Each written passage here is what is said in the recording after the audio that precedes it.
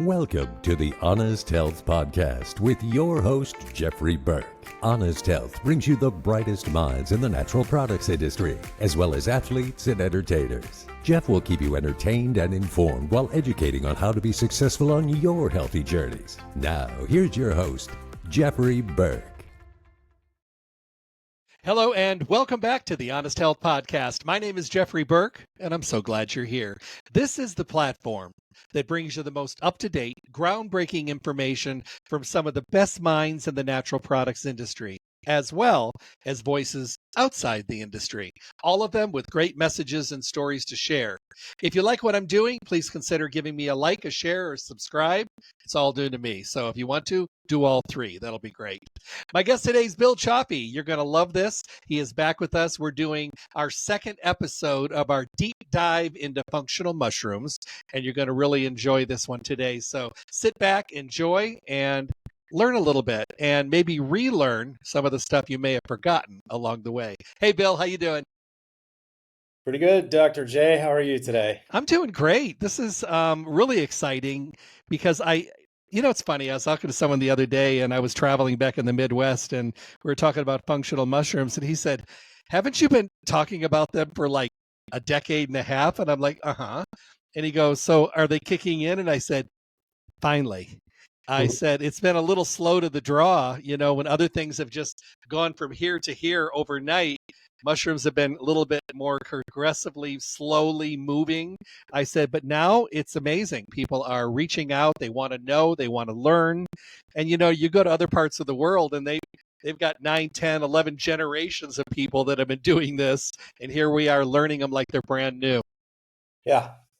Yeah, no, the trend continues, and yeah, we're totally excited to see mushrooms being used in all kinds of different ways in foods, supplements, beverages. So, do you think it's more than a trend? I think it fits along with when we started to call things functional foods.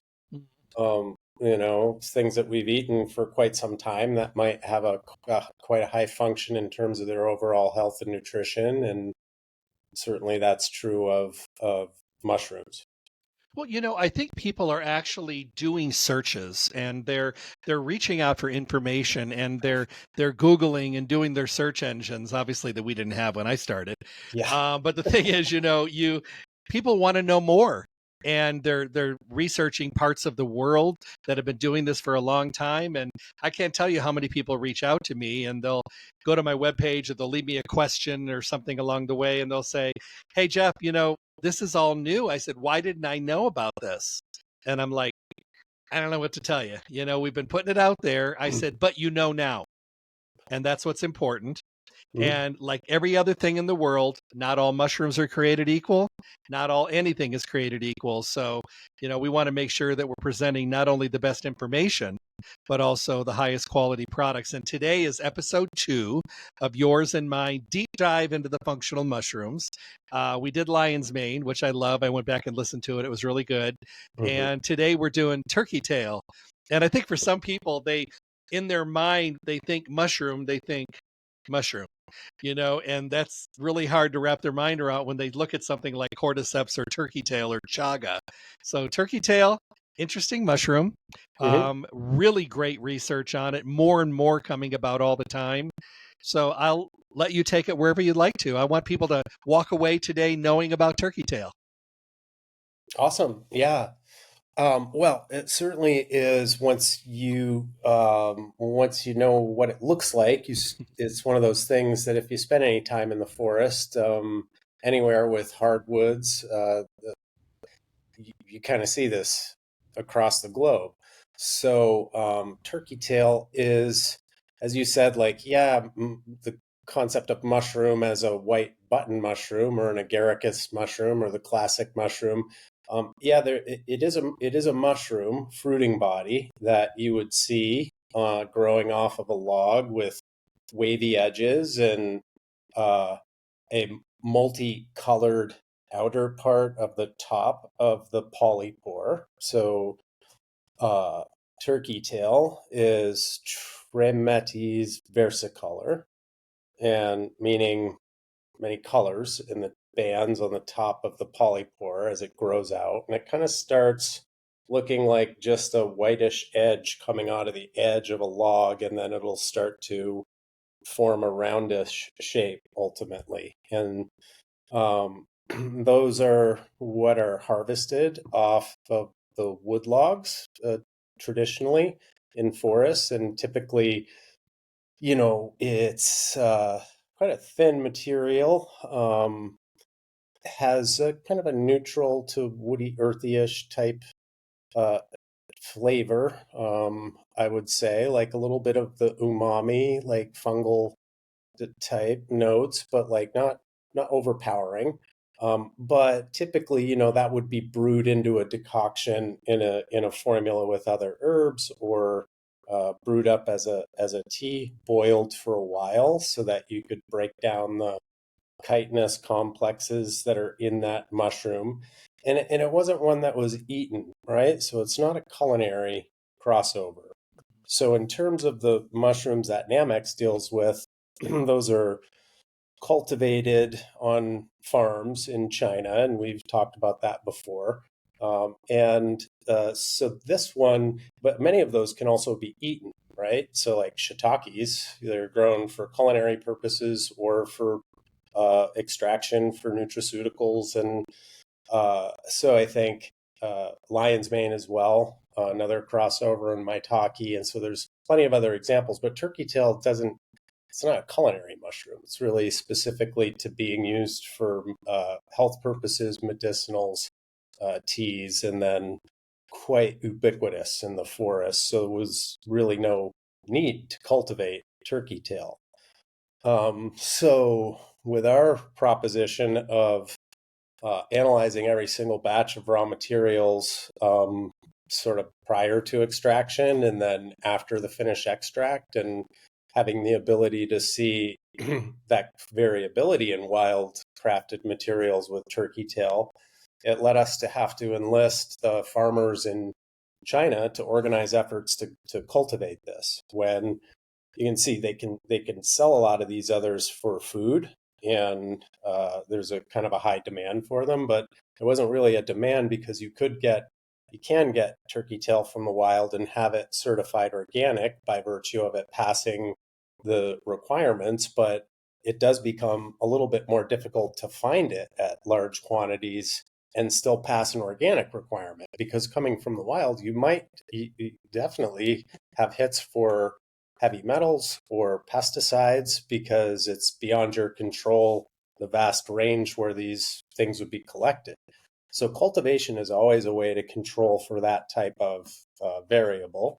And so Nammex is really the only company that has taken on that effort to grow turkey tail at scale, at that size, where we're growing tons of it now.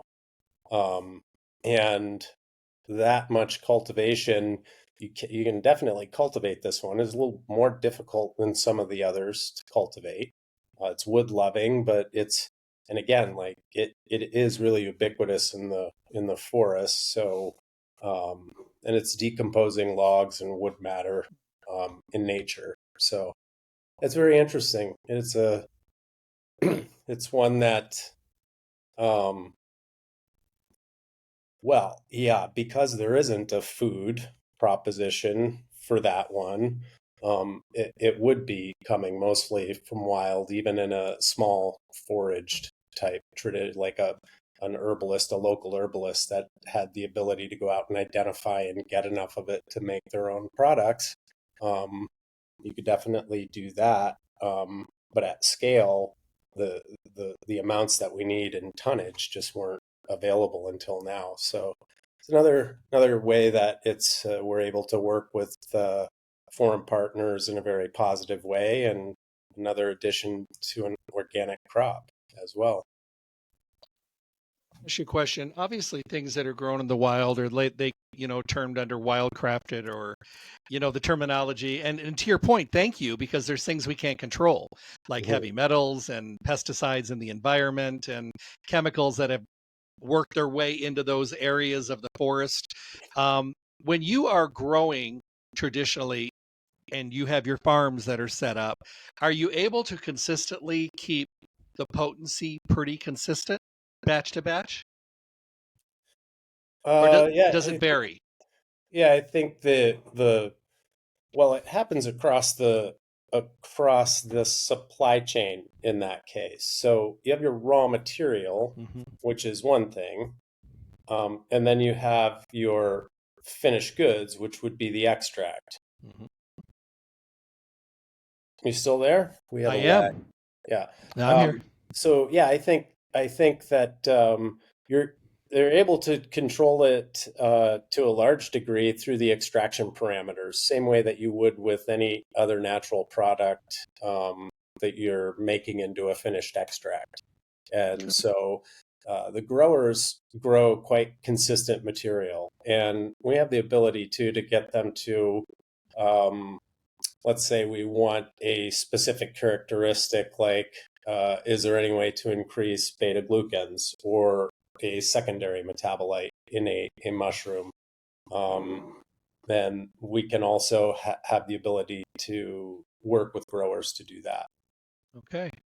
Now, turkey tail being such an interesting mushroom as well, are there parts of the world that use more of the individual mushrooms than other parts of the world? I mean, here it's funny because lion's mane is on a boom right now, and Yeah. you're seeing a lot of people in the United States using lion's mane. Turkey tail, I'm seeing a lot more people that are being inquisitive and are starting to use it as well.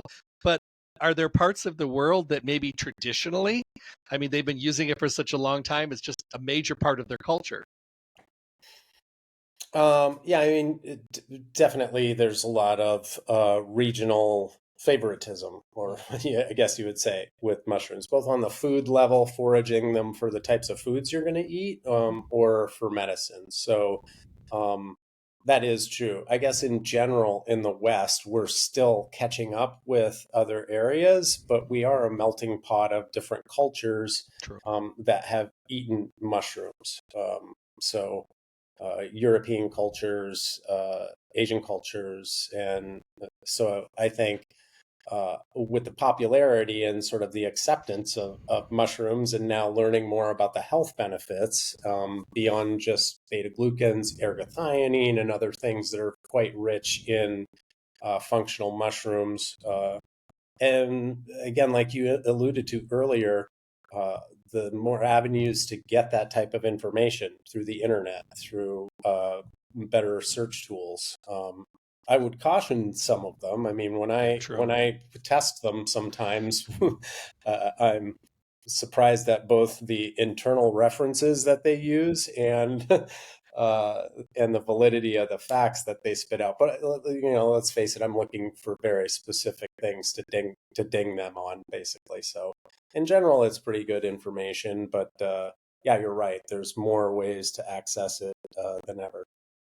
So, in regard to turkey tail, Mhm. is this a mushroom that you use on an ongoing basis?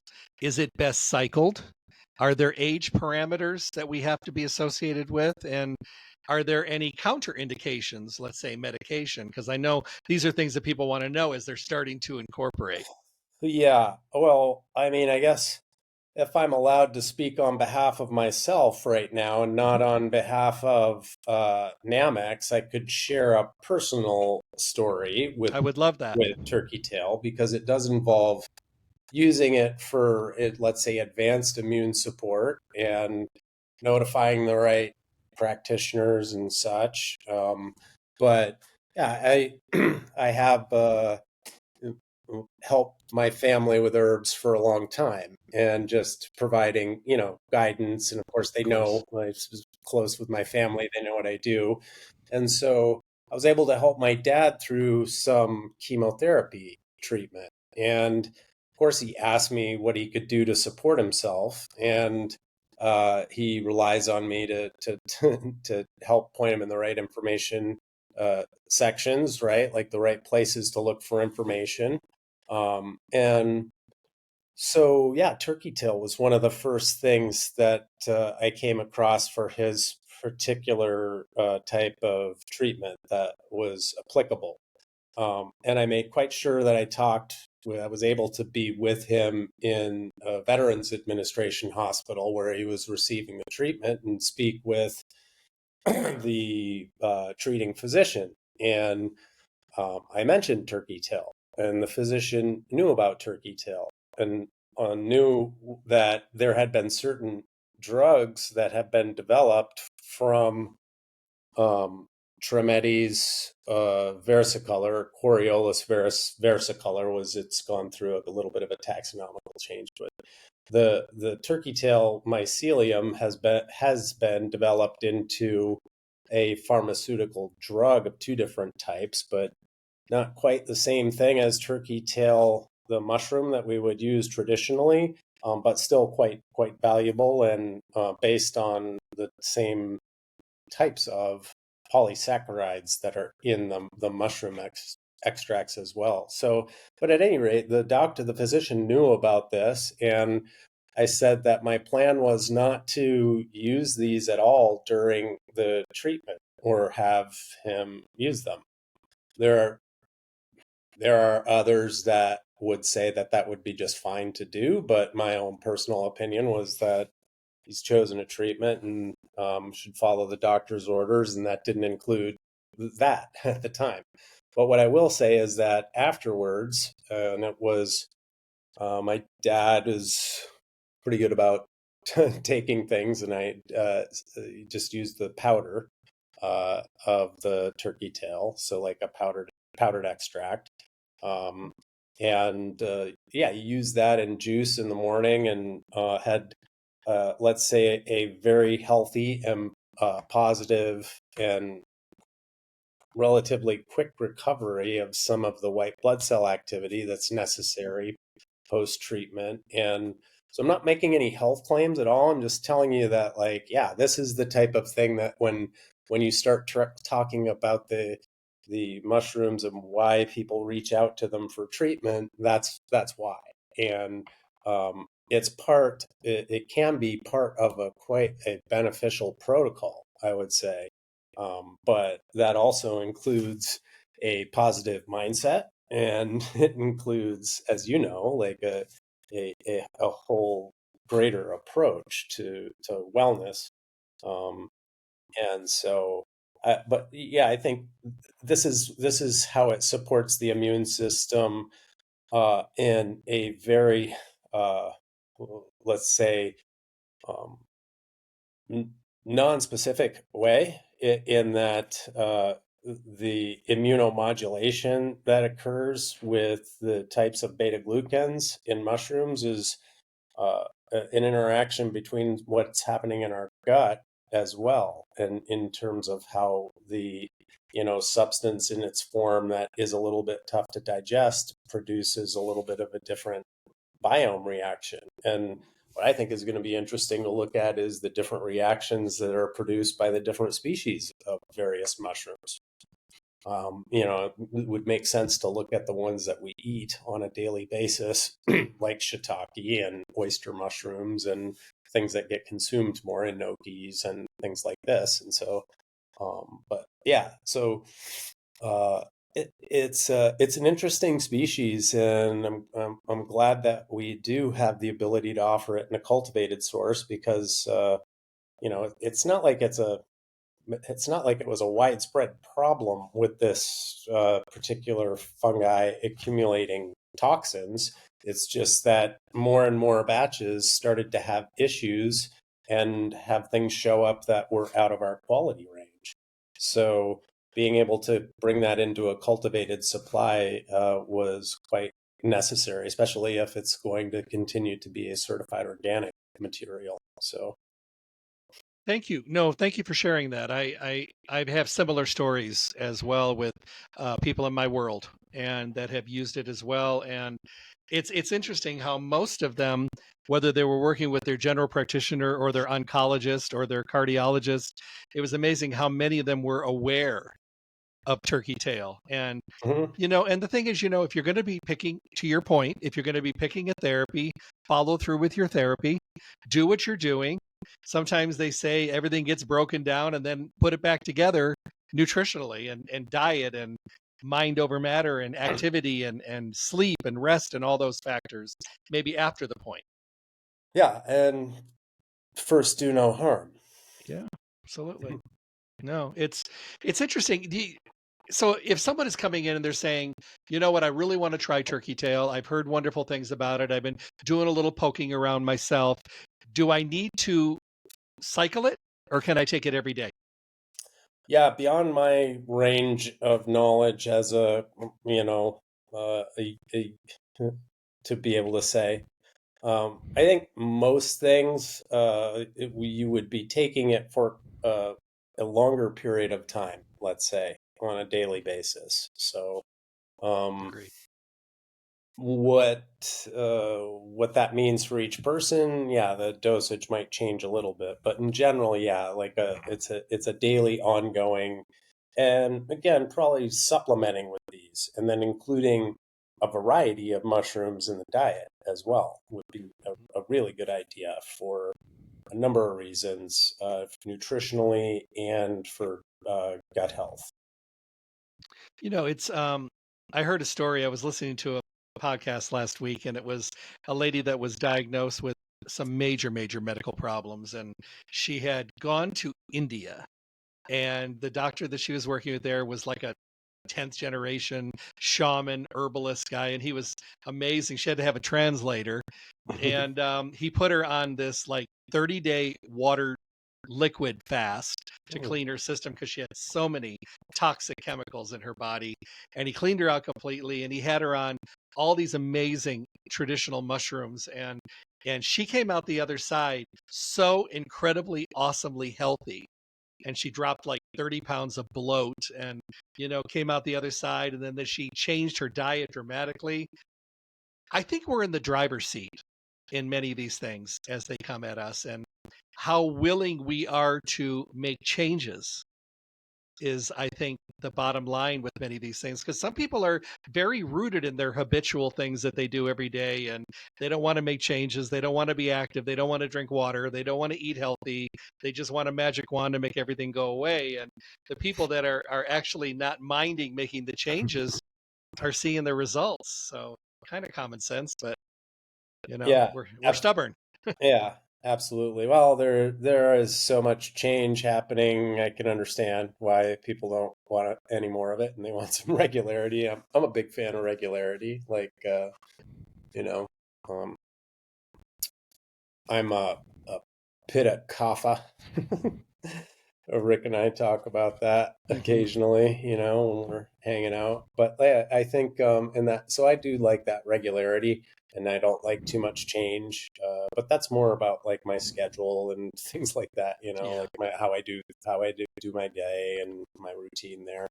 But yeah. So what else should we talk about with Well, turkey the other tail? thing I want to talk about is the best way to take functional mushrooms. Mm, Obviously, I love if you can eat them, that's wonderful. But as a supplement, where some herbs work better on an empty stomach, as do some amino acids, most mm. vitamins need a food as a carrier. Do vitamins need a certain time of the day to give you the most substantial results, or just get them in?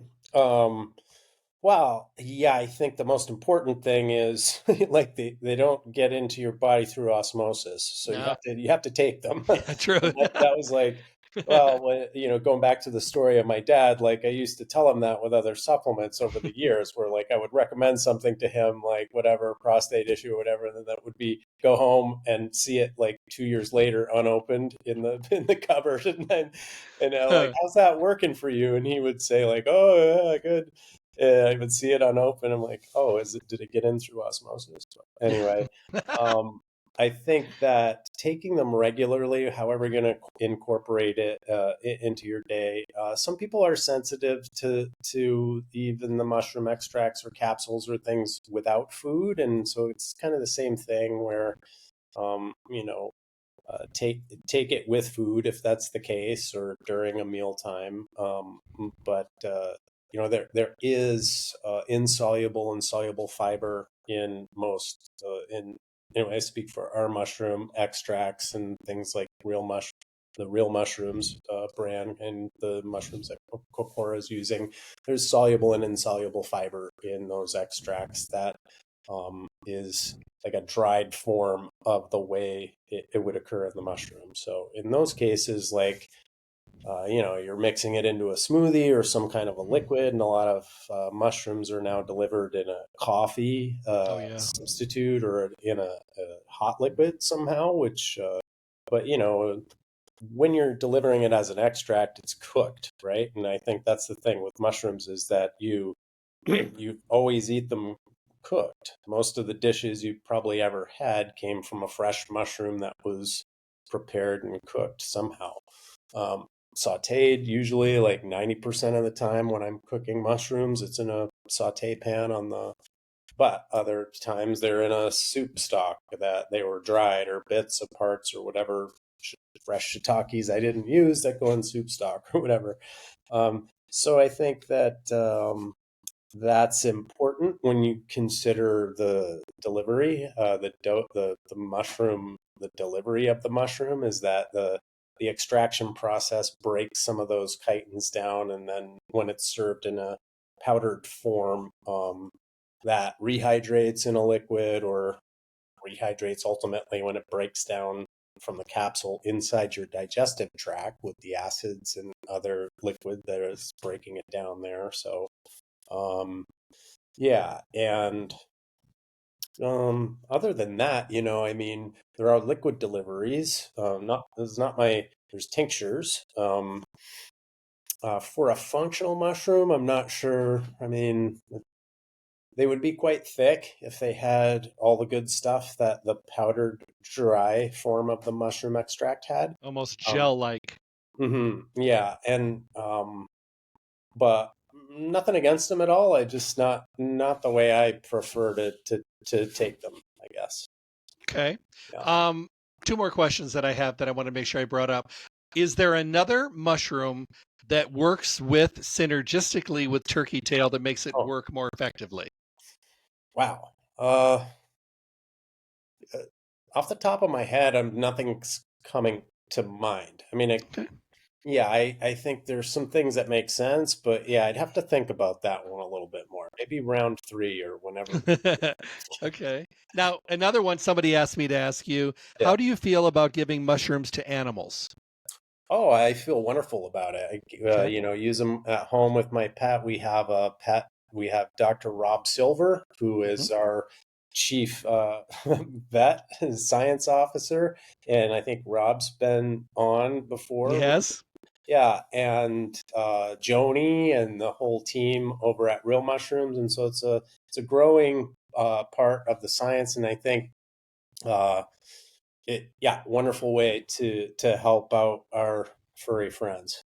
Quite safe, and I saw some pretty good results with our 120-pound Newfoundland when giving her some things for some like skin issues as they got like those breeds a little bit. So yeah, really, really wonderful way to expand, and I think love that's where you really see it happen, right? And that's something like with, I don't know if you know the Bach flower remedy, right? Of course. Like, yeah, classic, where people are skeptical and about some of those types of deliveries, flower essences, but like I think with pets before, when I've seen that work for anxiety, like it doesn't lie. And homeopathy, where yes, that works, and pets don't know. And so I think I've seen that with some of the mushrooms. And again, that was daily added to food as a powder, mixed in with the food daily for a pet, like over time. So changes I saw were over the course of like months, not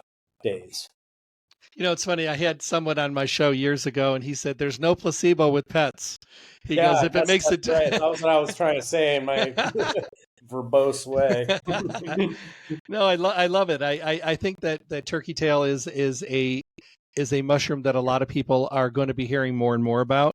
I'm seeing more and more articles about it coming in, which is just fantastic. As I love that the mushroom kind of era is definitely upon us. And I call it an era for us now because they've been around for a long time, but for many people, they're brand new. So I love that they're getting the attention and the focus that they're getting. And I think it's important that people ask questions. I think you need to ask the people that you're going to shop with, what stores you're going to, and ask them about the quality and the integrity and the transparency of what you're buying. But you should be doing that with all your vitamins. Absolutely. Yeah. And I think that's the one thing that we see across like in studies and looking at marketing statistics, that transparency is really key for consumers. I think so too. And I'm excited. I'm excited about mushrooms where they're going. And, I've been able to be a part of launching, oh my goodness, so many things over my career. And I mean, thousands of products over the years. 42 years, a long time Mm-hmm. to be talking on the Yeah. radio. So, I mean, everything that was brand new, we talked about, or we talked about as it was coming or as it broke. And Yeah. it seems mushrooms were a little hard pressed to really kick in, but I'm so happy that they are now. And it's wonderful to be able to talk to people and they're like, oh, I've heard of turkey tail. I've heard of lion's mane. I love that. Yeah, I'm glad that it's growing beyond the interest in lion's mane. I will say that that one is still kind of dwarfing everything in terms of the overall interest, but yeah, I think it will fluctuate a little bit, maybe even seasonally as people start to fortify their immune systems and work on ways to get themselves healthy. And yeah, it's interesting because again, all of the functional mushrooms have an immune benefit, right? So, and then there are other things that differentiate their use amongst species. And as we start to, as we did with plants, the same way, we'll learn that many mushrooms have multiple uses, more than just what they sort of are pigeonholed for. With lion's mane, it's all about cognitive benefit. But uh, if I was willing to bet on it, and I am, you're going to find out that there are other things going on with lion's mane that help with more than just our cognitive benefit. We already know this through the research that it has other positive benefits. So, and the same of the others. And ergothionine, again, like another very important up and coming molecule group that's very interesting in terms of longevity and also the things that are part of traditional diets that play into the factors of longevity in those populations that consumed that type of traditional diet that included local foraged fungi, especially some porcini being like one of the highest in ergothionine and part of a foraged tradition in Italy, and regions of Italy having, as you know, Rick knows way more about this and is happy to and has done shows with you about it, like quite noted for their longevity in certain regions. And um, mushrooms have not typically until the last like maybe 10 years or so been that kind of a focus for nutrition because they were low calorie but high impact food with like with the knowledge of how dietary fiber and soluble and insoluble fiber plays such a role in cholesterol management and gut health and so many other things now. So yeah, again, I think it's just a greater understanding and a desire to know what ultimately can help us live healthier lives with the things that we have available to us. So it's more stressful than ever, and there are more challenges exogenously that become endogenous challenges, and so you gotta limit things. And I don't know. Yeah, I just try to eat more mushrooms in my diet, like if I can, put them as a side dish even, or just up it to like 3 times a week, and then supplement as I need to with them. And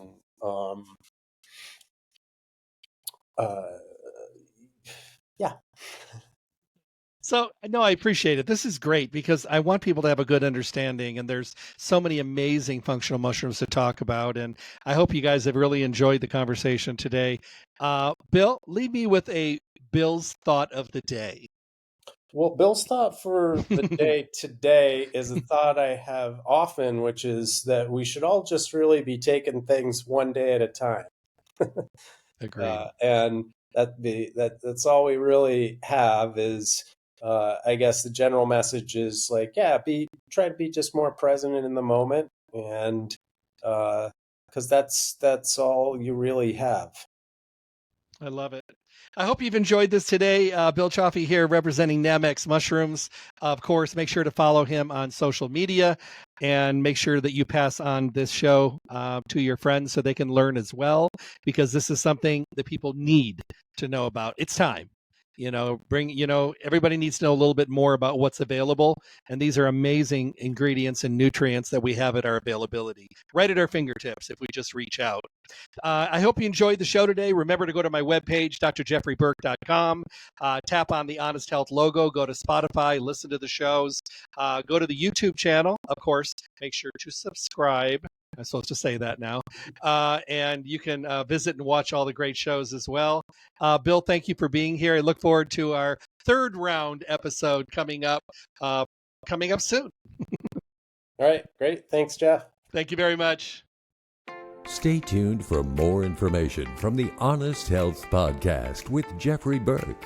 And make sure to check back often for interviews and conversations from the guests we all want to hear from.